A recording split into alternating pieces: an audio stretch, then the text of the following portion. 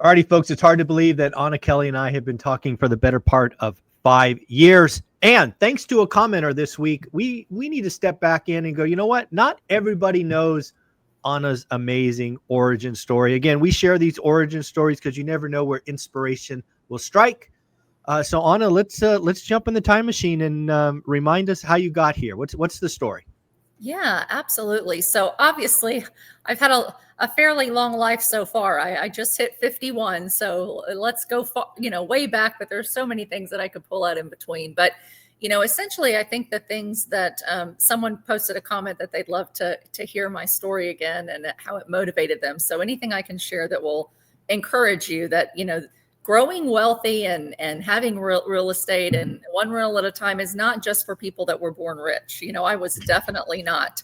And honestly, most of the people that I know have done really well, Michael, because of resilience, because of not being handed everything that gave them the determination and the grit and the motivation to say, I want a different life than what I've experienced. And so it's important for people to understand that it's not just the rich that are born with money that can create wealth. It really can happen for anybody. So, just to give you a little bit of flavor, I grew up, my parents divorced when I was very young. I think I was 3.5 or 4. And so I grew up with my mom, who was a single mom. And, she raised us. I'm one of 6 on my mom's side, so I'm the oldest child. And, my mom went through a couple of abusive marriages, not my father, but abusive stepfathers. And there were periods of her time where she was a single mom. There were periods of her life where she was a battered woman. We spent time in battered women's shelters. It was not easy. I grew up in Section 8 housing. And my mom was on, WIC and food stamps and doing what she needed to survive. And one of the things that really stuck with me in my childhood was that even though I grew up in Section 8 housing, so I was not in like the worst of the worst of poverty in terms of, living in a war zone. I lived in a nicer area and we were the projects of that area. So I went to a school that was a very good school.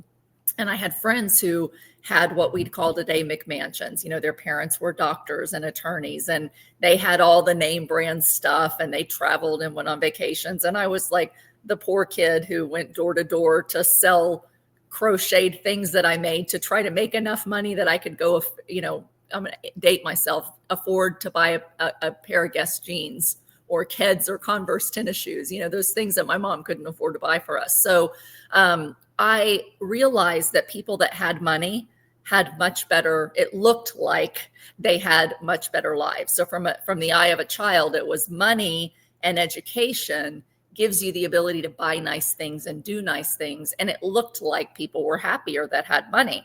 And generally they were versus us who were struggling day to day. But that gave me a motivation that people live differently depending on how much money they have and how much money they make and what their jobs are. And I wanted that, not what I had.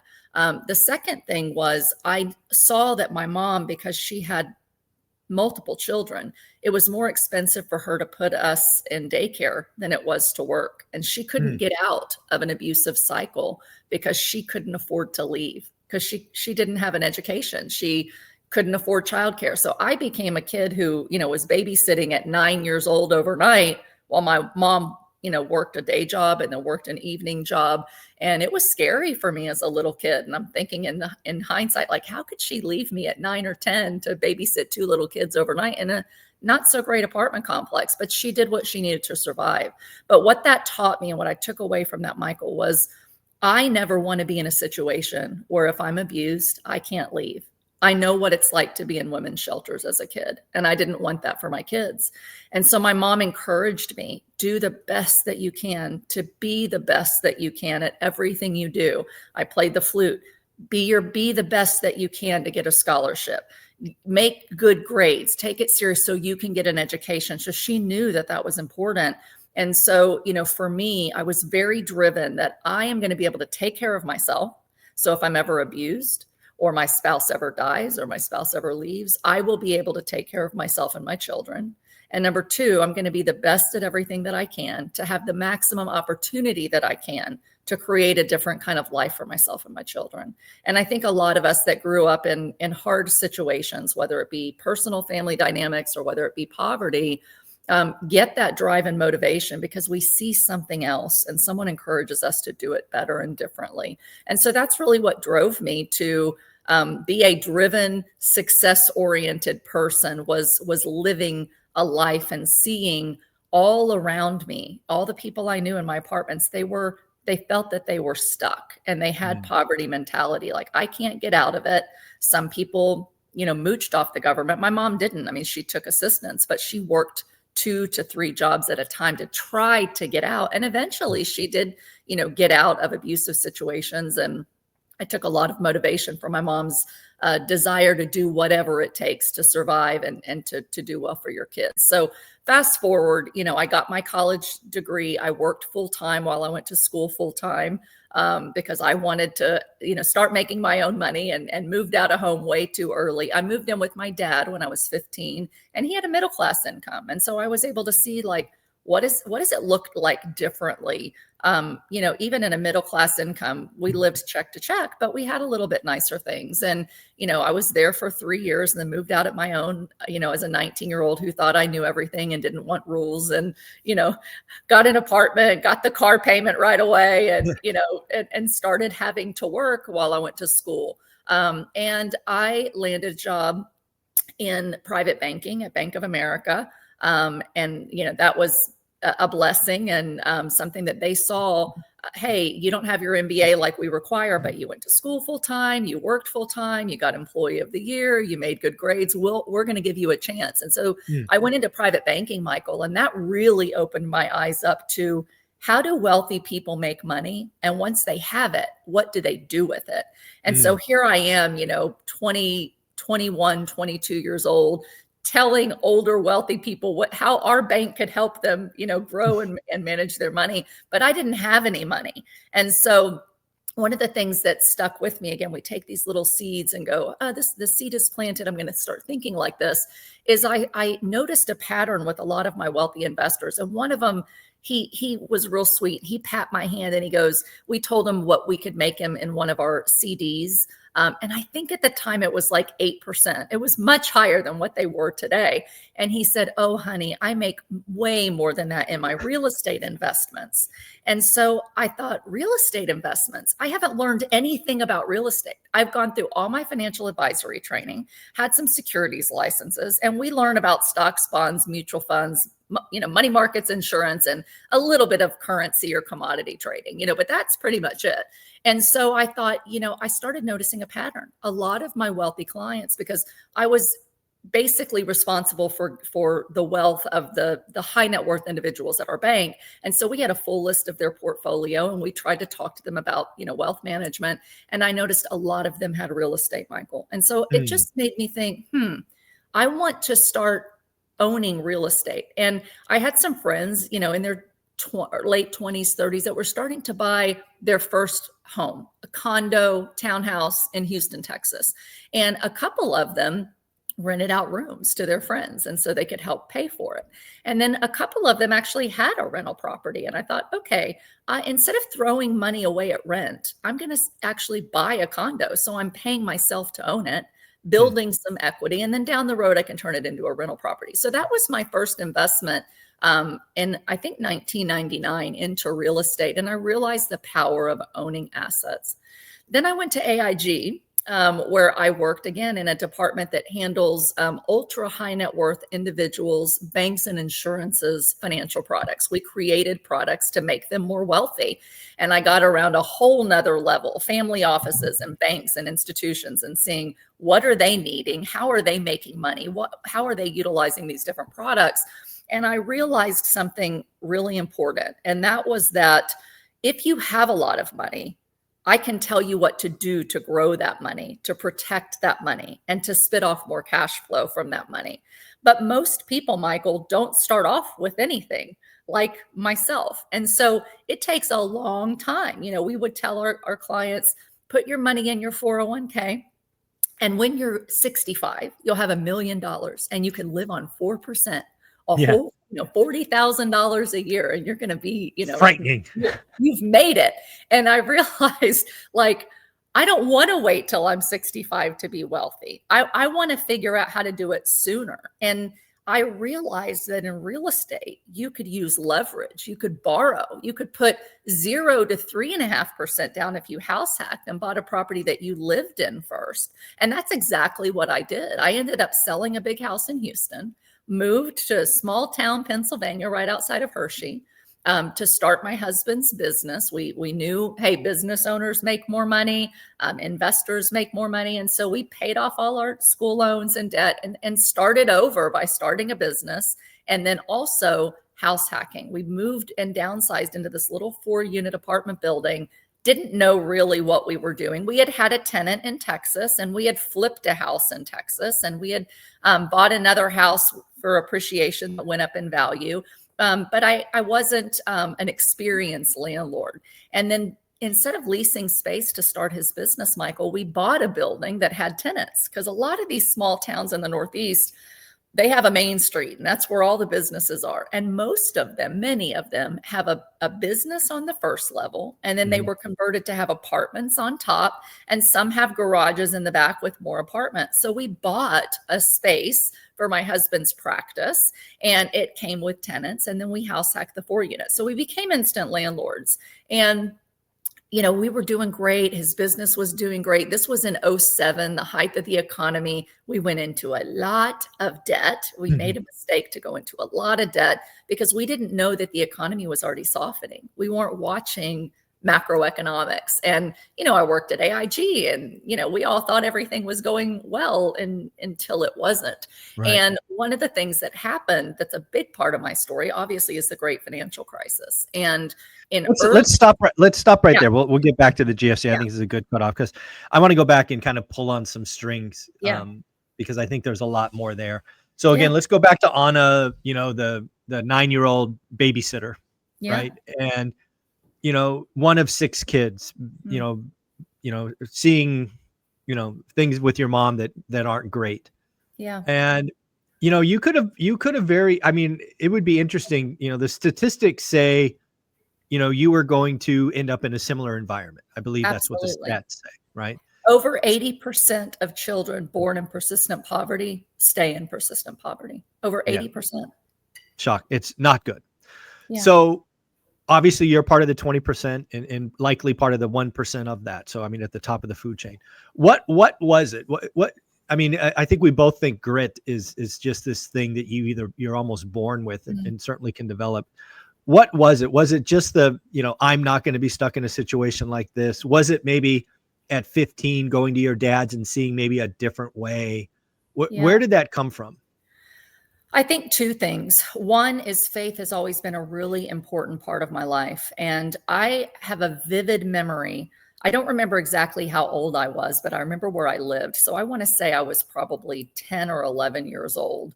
And I remember crying in my bed one night, listening to my mom being battered in the middle of the night, wanting, my 2 little siblings, crawling up in my bed and all of us crying. And I just remember praying. And I remember this thought in my mind, don't worry, it's going to be okay. I'm with you. That I believe God was giving me peace and comfort to tell me things were going to be okay. And that gave me a level of hope that I think is supernatural. It's hard to just develop, but it's really important, because that has stayed with me my whole life, that believing that there is always hope and that I'm going to be okay. But with that belief, I also understood the real consequences of actions. I saw it in my mom. I saw it in other family members. I saw it in people that lived in our complexes, that people that made really good choices have better outcomes, and people that make poor choices. And that could be drugs and alcohol and who you choose as your spouse. There's real consequences to that. And so I, from that very young age, understood there's consequences of bad actions, and there's always hope for better if you truly believe there can be better. And so I think those were the 2 big things that drove me early on, was I can take control and I can trust God for better. And if I hang on to those two things, I'm not going to let life just happen to me. I am going to do what I can to believe and make better in the future. And then to your point, you asked about moving in with my dad and my stepmom. It did make a big difference as well, because even though I was a child and I had that, I'm going to do better and I want better and I have hope, I also realized that it was going to be really hard for me to do that by myself. And when I moved in with my dad and my stepmom, I got to see what life was like without, abuse and drugs and alcohol. I got to see what it was like for, two-parent household that were working together to save money, to pay down debt. They lived below their means. And they encouraged me that, whatever you do, you have to get an education. And people might argue with that, advice today, but it was really important that I was able to figure out how to take care of myself. And they drilled into me, do not go into debt, don't go, don't live above your means. When I moved out of their home and got my first apartment, they're like, this is really dumb. You should stay home. And if you move out, don't go into debt, don't buy a car, all these things. But they drilled into me, good lifestyle comes from making good decisions. And so those were the things that I think really led me, more so than I didn't think about, I'm developing grit and I'm developing determination and I'm developing resilience. Those terms were not in my mind. Life happened, life was hard, but I developed hope and drive and determination that I was going to make good choices and change the trajectory of my life. Love that. So 2 more things before we get back to the GFC. The next one is, it's interesting when you tell this story every time, because you start in poverty, you get a taste of middle class, then you go become private banking, which is like level 1 wealth. And then you go to AIG and you get family office. And that's like, that's next level wealth. Yeah. What kind of hits you, certainly, the first private banking and then AIG, even at that level, the wealth is just so different. And the guy reaches across the table and taps you on the hands and says, oh, honey, I do better than that. What were the really, really richy rich, thinking or doing?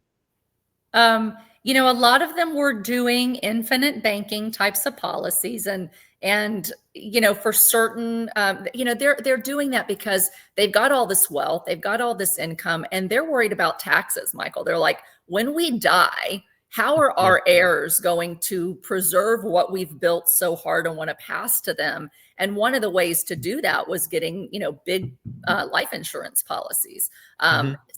Company owners were like buying key man insurance on their on their partners and their, executives, so that if something happened to them, the company would be reimbursed for all the benefits that they gave and the stock options and all those kind of things. So it was like out of the box, kind of like, not just, they weren't looking necessarily to make big, huge returns. Although that was one of the things that they did. For example, we did private placement, variable life insurance, where they could put money into, they could go choose their investments, a lot of times offshore investments that might make 20 to 40% annual returns, and they could do it tax-free in a life insurance policy. So they had that tax-free growth. So that was like next level too. Like, I'm thinking, how do I just grow a 401k and start to get wealthy? And they're like, we have all this money. Now it's like the tax monster, preservation and all, and growth on a tax-free basis. So those planted seeds but my big takeaway at that point, Michael, was, I don't want to wait, and I don't have a lot of money to start. How can I access other people's money to move forward? And that is something that a lot of them did. They were borrowing from their policies, but a lot of them would leverage. They would take loans on things that they own so that they had the premium to put into the policies that would do the things they want. So I was like, leverage. A lot of these investors leverage, and they borrow money to buy the things that they want and buy the assets that they want. And so I had this kind of aha as I had these tenants that were paying rent. When everything hit the fan in the GFC, Michael, a lot of my coworkers, executives, clients were blindsided, completely blindsided. If you know the story of AIG, you know, they were blindsided by the financial system, you know, deteriorating. But one of the things that I realized, because I saw people wiped out, I saw these investors make a lot of money, but they all also took a lot of risk in their investments in a lot of these private equity, private credit type of funds, and they could lose big money. And, you know, I didn't talk to them. I talked to their advisors, but they were worried about losing, but they usually only invested what they could afford to lose. But what I realized was that in the GFC, AIG was going under, right? They were bailed out. And I was in the middle of that. I was an employee. I thought, man, I work for one of the largest companies in the world. I have a safe job. I realized no job is really safe. Yeah. My husband's business was starting to falter because it relied on discretionary income during a deep, deep recession.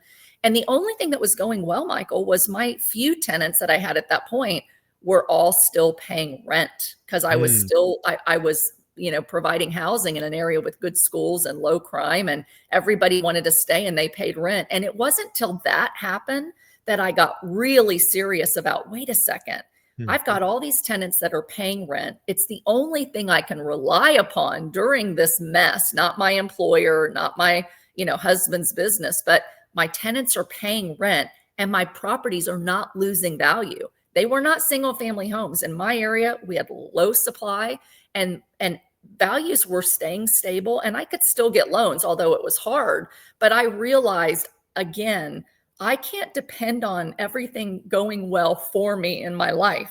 I can't depend on always having a great job. I can't depend on my 401k and the stock market always going well. And I can't depend on a small business that relies on discretionary income at hard times. So it was that aha again, that if I want something better, and it felt like my world was falling apart, Michael. It felt like I did all the right things, and yet I was about to lose everything, including my job and our protection. And we had all this debt from '07 that we had to pay off, you know. Yeah.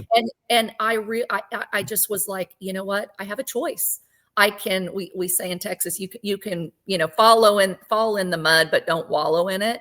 And whatever happens, put on your big girl panties, get back on the horse and ride. Right. And so that was kind of my, you know, wealthy people know what to do, but they take a lot of risk too. And if you don't have money, you've got to start from something, and you have to think outside the box, and you have to just say, how can I? Not this is bad, this is sad, you know, life sucks. I mean, it did, but how can I get out of this? And I realized then, with that little taste of real estate and that memory that wealthy investors have real estate, that I can start with nothing. I can use other people's money and leverage to buy assets that were going to go up in value over time and to create income that was going to help me just to meet my basic needs when I couldn't rely on my job any longer. And so that crisis, and seeing that wealthy people leverage and they figure out how to get back up and keep going, just was like the fuel to my fire that really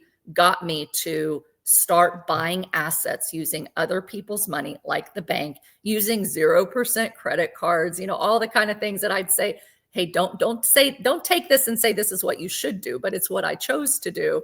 I tapped my 401k, what little I had left, and I bought another 4-unit because I created like $1,100 a month, I think, and an extra income by buying that extra 4-unit with all that I had left to my name.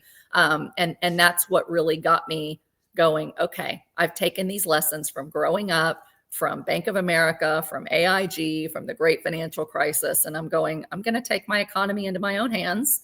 I'm going to buy assets, create cash flow, and do it the slow, methodical, however long it takes. And it took a long time. It took a decade from that point for me to retire from AIG independently wealthy and able to just live on my investment income.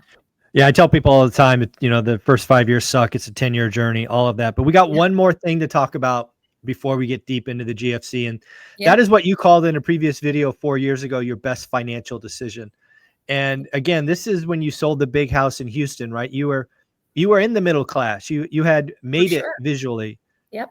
But you sold the big house in Texas. You picked up stakes. You moved. You bought a 4-plex. What you didn't say this time, as I recall, you actually had 2 little babies at the time as well. And you lived upstairs in this fourplex where it snowed, right? It Yes. snows in Pennsylvania. So again, you made some choices and some sacrifices, and you kind of went backwards to go forwards. Yeah. And I don't think we should gloss over that. That's a tough choice. I don't know that a lot of people made it, but again, you've said that was your best single financial decision ever. Absolutely. And even before that, Michael, when we first sold the house, we started looking into building a business, because at that point I was just thinking, my husband's going to make all this money when we start this business. It's going to be easy. We got this. The economy's great and it's booming and all of that. And so I didn't want to put my kids in daycare. I had a 10-month-old and a 3-month-old. And we actually, before I'm sorry, a 10-month-old and a 3-year-old. Before we had the 10-month-old, we had sold the house and we decided, let's rent for like 6 months while we look and explore where we want to start a business. And I didn't want to put, my son in daycare. And then I was pregnant while we rented. And then we decided, let's move, start the business, buy the building, go into all this debt. And we moved in with my in-laws. So talk about a step back. We're in our early to mid 30s, moving back in with my husband's parents for a year while we built the business and did all of it. And then after a year, we're like, okay, now it's time to step out. But I was too nervous to buy another house. And one of the gifts of growing up in poverty and growing up in apartments, Michael, was I knew I didn't need a big house. I wanted a big house. I liked having a big house, but I knew we could live in an apartment and have a very good life, but that it was going to take us lowering our monthly income to be able to afford that. If I lost my job at AIG, because this was remote work all the time, I was the only remote employee at a company of almost 10,000 people, the first one when I asked to move and keep my job. So I knew that I might not have that job, or they might not let me stay remote for very long. And therefore, I needed to be able to reduce our cost of living so that if I lost my job, I could replace my job with maybe a part-time job or rely on my husband's business income. And so we knew we needed to take that step back. And I knew that it wasn't forever and that I didn't need a big house to be happy. Love that. Love that. Well, let's get to the GFC again. Started making some moves, piling up some small chips. The economy takes a turn for the worse. It obviously impacts all the debt that you have with this your husband's business, but more importantly, AIG, your source of income, your credit, it takes it on the chin. It was at the the center of a lot of this chaos. Yeah. So let's talk about that. It was really hard. I remember the day that I knew things were really hitting the proverbial fan, and I was in my kitchen. It was actually 2009. So even though the GFC was backdated to starting in 2007, and there were things that happened in 2008, everybody thought it was contained. This company's down, but then, the contagion just kind of multiplied. So it was the beginning of 2009, and AIG on the news was shutting its doors in New York City and was needing a bailout. And I saw it on the news and I'm like, I remember, oh my goodness, I remember that. am I going to go back to work? And then, we got the reality that, hey, things are really bad. A week or so later, we're being told, we probably need to look for jobs. AIG was going to have to sell some assets and, divest of different divisions in order to be able to pay back the government. And when I, saw that, I was in my kitchen and with my husband, and I just started bawling. And I found out that day I was pregnant with baby number 3. And I just thought, how are we going to make it? Like, we have hundreds of thousands of dollars of business startup debt. By then the economy was, clearly faltering. There was fear like I've never seen, in all echelons of the economy, and where things were going. And I thought, I'm losing my job and I'm not going to be able to find another high paying job. I had New York City, Houston income, and I lived in a teeny little town, I think 7,000 people at that point. And I thought, I'm never going to find a high paying job like this easily. And I have another baby, and how are we going to make it? And we just prayed. And I just remember standing in that kitchen, really scared and just feeling like, okay, God's got me. Back to that, God's got me. I'll figure this out. And we just need to make one good decision at a time till we figure it out. And it was like, some boohoo crying in a few days. And then it's like, okay, let's put on our bootstraps and figure out what are our options? What can we do? And it was, one of the hardest things we've ever gone through, but also what led to where we are today. And so, I think one of the takeaways for me too, again, is like, life can be really hard and you can try to do all the right things and make good decisions, and the economy can happen to you and things can happen to you that are not your fault. But are you going to use those as this has happened to me and ho hum, it didn't work, I'm going to stop? Or are you going to say, this is happening for me? And I really believe that. I think that things happen for us. And I believe that if we take that opportunity instead of, living in the fear of this is over, I can't do anything about it, you can really change your life. And I'm so thankful for the GFC. All the changes in the economy really allowed a lot of us to get very, very wealthy in ways that were not as easy before and are not as easy now. And so when things are hard, you've got to check your mindset and be positive and optimistic and take control and ask yourself, how can I turn this out for my good and work this out for my best? And for me, it was, I'm going to buy all the real estate that I can. When the banks, this was a big thing too, when the banks stopped lending, I was not a good credit risk, Michael. We had No, you weren't. No. hundreds of thousands in debt. I wanted to buy real estate, which was crashing all over the country. And I worked for AIG, which was in the news every day that I was probably going to lose my job. So finding banks was really tough. I knew I want to buy real estate, but I couldn't find, banks that would lend to me. And then I went to a real estate meetup group and decided I can't do this on my own. I need to figure out what other investors are doing. And I started learning about seller financing. And then I bought a bunch of stuff on seller financing and learned that I don't need banks to move forward. We created some partnerships where I did the work and bought the buildings and they gave me their money as the down payment. And, it taught me to become creative and figure out, again, how do I move forward and how do I leverage other people to help me to move forward when I don't have the tools or the resources to do it myself. And those things changed my life. Yeah. And again, that's where I wanted to go next is, there's a time when we get started in real estate, we do it ourselves, right? We kind of try to take on as much as we can, but it's when you get in new rooms and new communities with new people, in your case, a real estate meetup today, maybe online in school or whatever. Yeah. It just opens your eyes to what is possible, and seller financing, creative financing, partners, all of that. This is where you can, really step on the gas in a market where that's providing great deals. Yeah, absolutely. And it is, you get to a place where, early on, some people are like, I don't want to have a partner. It's a pain. And partners can be, a pain in the tush, and you can have partnership divorces and they're not fun, right? But when you first get started, if you don't have money and you're not bankable and you can't get loans, partnering is really important. It can help both of you move forward. And then once you've done it a while, all things come to an end, and not every partnership and asset that you buy is going to be forever. So you have to make good decisions. But partnering and finding other people that are giving you ideas of how to do things differently, and where you can tap private money. Maybe you pay higher percentage and you pay points, but there are lenders, private lenders, hard money lenders that will lend you money that you don't have, as long as you can build a track record. But it's really getting around also people that in general are going to keep investing.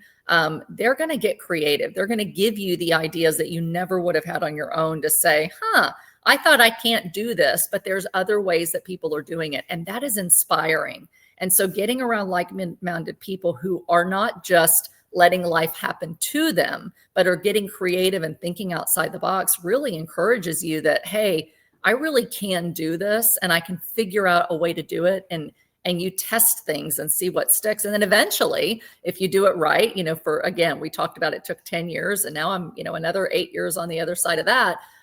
You can get back to where you don't need partners anymore. And you can do everything on your own, and it becomes a little bit easier again to not, have to deal with the complexities of all of that. So just every market gives you a different season. Every time in your life gives you a different season, but always be growing and surrounding yourself with like-minded people that are optimistic, and that can show you ways to continue to move forward. And I think that's really key. Yeah. I mean, I keep telling people, you really are the sum of your 5 people that you spend the most time with. And more importantly, today, you need to consider this one of your 5 people, because I see a lot of people with consuming poison and doom, and that's just not a way to get wealthy. If you're in that mindset, that negative mindset, you're not going to get anywhere. You just can't fight it. So, do yourself a favor and clean that up. Absolutely. To that point too, I would just add, Michael, how you choose to use your time. Just like money, you can invest your money and your time. You can waste your money and your time, or you can spend it on what's necessary. And all of us have a certain amount that we have to spend on what's necessary, our family, our jobs, or whatever. But how many are wasting time, on what they choose to consume and saying, I don't have time to grow a real estate portfolio or, take control of my wealth. So how you spend your time investing in your time, reading books, reading articles on the internet, listening to YouTube videos that are going to help you understand the economy and help you understand the differences. There is more information out there today to help investors figure out how to get ahead than there wasn't really much of anything, back in 2007, 2008, 2009, even, a few bigger pockets and REI Club, like a few little blog articles here and there, but you have so much information out there that anyone can choose to invest their time to learn and to get better and to figure out ways to, grow their wealth and their income through real estate and other things as well. Yeah. You've really lived what I'll call the one rental at a time way, right? You just kept executing, moving forward, the next deal, the next deal, the next deal. The next step I want to go to is when you decided it was time to leave the W-2, right? Talk about that. Again, you'd been working all this time. It had been the plan forever. And you finally get to that point. How was it giving notice? Do you remember how that was when you gave notice? Like, I'm done. Let's part as friends. It's funny. At the beginning, you said we've been doing this for 5 years. We've actually been talking now since 2018, the end of 2018. 7 years. Wow. So we're 7 years. And the reason I remember is because I was still at my job. Yeah, and you were. Yeah. At that point, we had built a portfolio of our own of about 100 units. And so, we had built that over, about that 10-year period. Sure. And I knew that, okay, we're getting close. I can leave my job. But having lived through the GFC, it did scare me that it was going to happen again. For sure. At the end of 18, I thought, I thought if I can sell a property or two, and I had some low end properties when we started out, because when you don't have a lot of money, you buy what you can, right? And so I had some class C minus stuff in class C minus areas. And I was like, those are not fun. I don't want to own those anymore. So I thought, let me sell a couple properties so that I have $100,000 in cash before I leave my job. Because I thought if I have $100,000 in cash, then even if things are hard and real estate crashes again, I'll be okay. And the next thing I did is I said, I want to be able to scale up. Now that I have 100 units, I don't want to just sit at home. My goal was to be home with my kids, Michael. But by that time, all my kids were in school. And so I thought during the day, I want to continue to grow and I want to help other people grow. And so I decided I would like to syndicate one apartment building before I give my notice. And that way I learn it, I do it, and then I can scale. And that's where I thought I was going to, be forever, with syndication. I did my first syndication light. It ended up being a joint venture with 2 partners, and doing that and closing that deal and getting a good acquisition fee, a 6-figure acquisition fee for doing it. I thought, okay, now that I've done it, I have a good amount of money in the checking account. I'm going to give my notice. But you know what, Michael, happened? I talk about positive mindset, but all of a sudden I was braced with fear. December 2018, we had a repo market crisis. We did. I remember. Yeah. The Fed, had started raising rates. There was all this talk of it's another deep recession. It's going to be a financial crisis. And I was so scared. Like, this is so dumb. I have this job. I have a good paying job. By then, AIG had rebounded and my job was secure. And I was like, I'm going to quit my job. And as soon as I do, real estate's going to crash and I could lose everything again. And I was afraid. I was afraid to let go of the job that I had worked so hard to be able to let go of.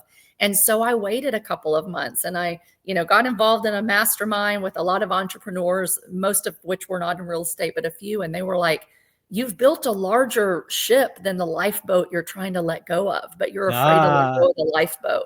And it was kind of that aha moment that, oh my gosh, I'm thinking like I've been so creative and I've done all these right things, but yet when it came to the fear of I either leave my job and maybe go into, the next GFC, or you know what, you can always go back to your job if you need to, or another job, or you figured out how to build the boats. Why aren't you trusting in your abilities to figure it out, whatever happens, instead of clinging on to this thing that you can let go of? And so when I finally let go of the job, I gave my notice and they're like, well, what are you really doing? I said, I'm retiring. Like, I'm retiring. They're like, I'm no out. way. Like, you're 44 years old. I'm like, I'm really retiring. Like, I built my investments while I was working nights and weekends, and I'm able to retire. And it felt so good. Not just that I was leaving a job. I mean, I was there for 20 years, Michael. So it was leaving something that had served me well, although with lots of ups and downs, for 20 years of my life. And it was kind of part of my identity at that point. And it was the feeling when I walked out of the door for the last time that I pinched myself. I'm like, I cannot believe that I came into this job, without any money. I mean, a good paying job, but without any money. And in the 20 years that I've been here, I've been able to grow wealth like I advised my clients 20 years before, like retiring at 44, 21 years before I ever thought it was possible, doing it through a lot of hard times. And I was just I was proud of myself. Probably for the first time that I ever stopped and thought, I'm proud of myself. Wow. And thankful to God, clearly, for bringing me through and, all of this stuff and helping me weather it. But it was the first time that I sat back and said, like, I've really done something and I never have to go back to work. I'll never have to work for someone else again. And it was just that reality that was like a peace and a joy that, comes with accomplishing something, coming from nothing. So I felt really good about it, but I was so afraid and I wish I had done it earlier. I wish I had retired earlier. Wow. There you go. When did REI Mom, right? That's a moniker that you wear proudly and deserve. You've had it since I've known you. Where did that come from?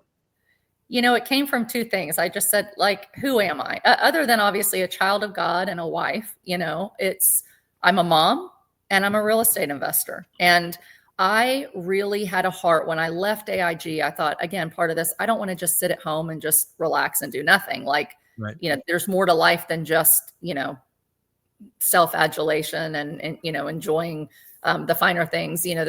I want to make an impact and I want to help other people. And I really had a heart for inner city kids and single moms who were in the situation that my mom and I were in, to say, how can I help you to think differently, to escape poverty mentality, which is what you're surrounded by when you're in poverty, just survival mode. And how can I help encourage other people and inspire them that if I can do it, you can do it. And there's ways that you can take control of your life and you can make really good decisions and you can develop grit and determination and have hope, and let that fuel you to change your life. And so I knew I wanted to do some coaching and consulting to help, especially other moms and other women, to be able to grow wealth and change the trajectory of their lives the way that I did. And so that was kind of my passion. And then I started on Facebook. I was like making some posts and I started speaking at some local meetup groups. And I had some uncomfortable situations where people wanted to know too much about me. And I started worrying about, do people know where I live? And could they try to hurt me or my kids? Or, when you start talking about wealth, crazy people come out of the woodwork. And so I didn't want my last name on there. So I was like, I just said Anna. And then I was like, REI Mom for my last name. And I just thought, I'm an REI and a mom, and didn't realize it would turn into a branding thing. But then I started a company called REI Mom for my coaching and consulting business, really focused primarily on women and single moms and working moms at that point. So that's where the name came from. And then it grew into a business and syndications and, all of the things that we've done since then. Very cool. Well, let's kind of put a cherry on this. So again, you leave the job, you've done a syndication, you got roughly 100 units, you got some money in the bank. Again, you go on to do a couple of more syndications. You also jump into STR, short-term rentals. You do it a little bit different than, everybody was saying. You buy top tier property, class A plus, right on the water with the views. You're being very purposeful with that. So talk about your jump into STRs.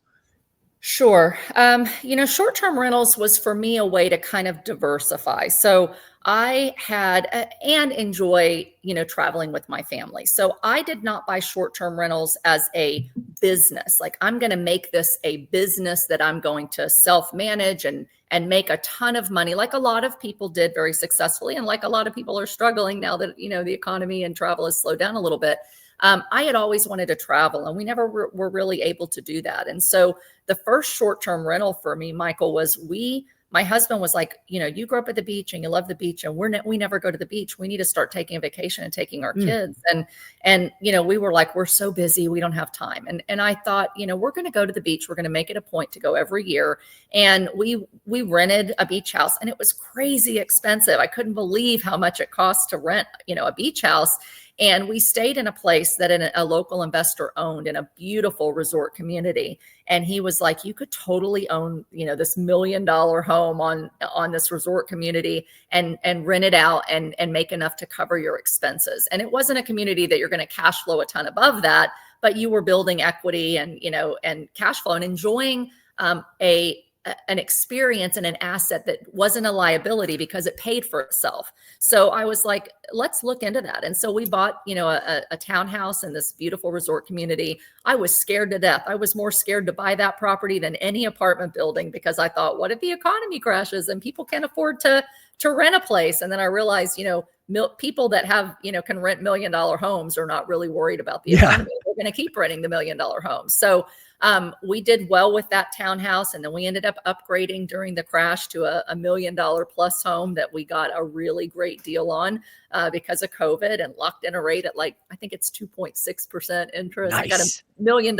in equity in the thing, and I was like, that went really well. Yeah, I like that. Some is good, more is better. We love to travel, so let's think about buying another one. And at that point, I had about 300 units. And then we also had syndicated several hundred units. And I'm like, I'm all in multifamily. And we went through COVID, Michael. And through COVID, you learn more lessons. We now had tenants that were told they didn't have to pay rent, while we had investors that we had to pay and mortgages that we had to pay. And again, another mini crisis. And I thought, we are not well diversified. We're all in apartments. And so I want to buy some properties in different areas of the country just for some diversification and to travel. And so my son, went to college in Florida. So we're like, hey, Pensacola, Florida was ranked the most profitable place to own a short-term rental in the country. So I'm like, let's buy a place there. So we bought a place there, put it with a management company, made a little cash flow, but again, we've got a lot of upside and appreciation, and it's passive.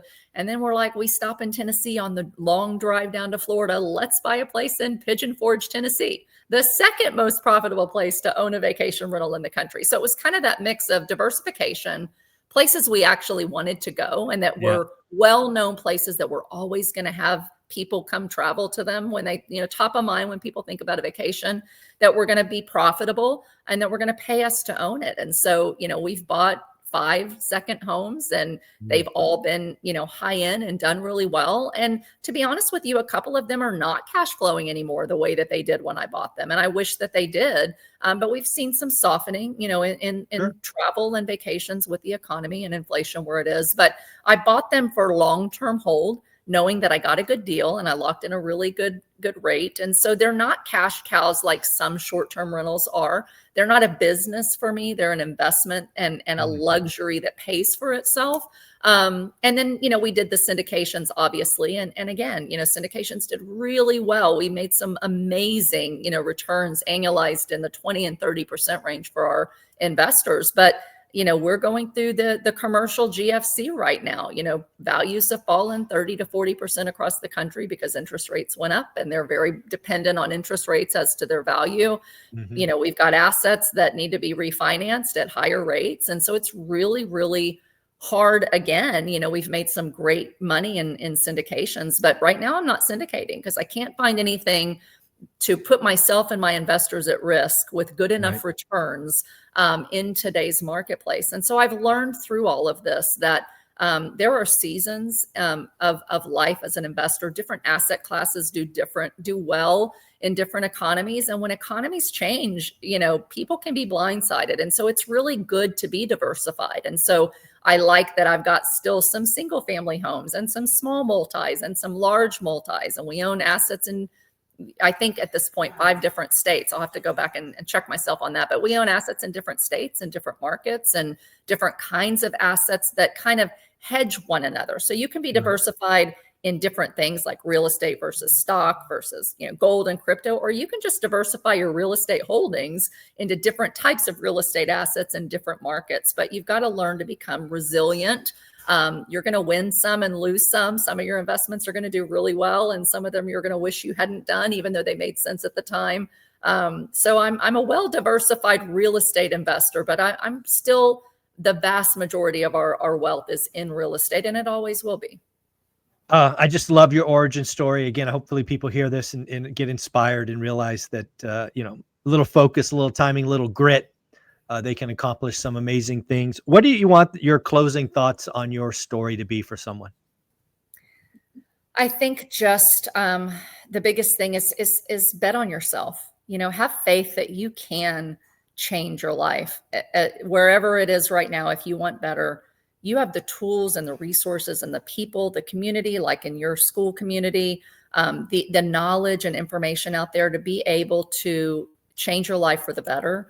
And don't let life happen to you. Don't let the economy happen to you. Don't let, what happens with the economy, who's in political office, consume your time and your focus and get you to be stagnant and paralyzed and frozen with fear and frozen thinking there's no hope, because there is. And so if you have, faith in God and faith in yourself, and you take action with grit and determination, you really can do amazing things in your life. And, not all of it is you're not going to make every good decision. There's going to be a lot of learning lessons. Kind of start small.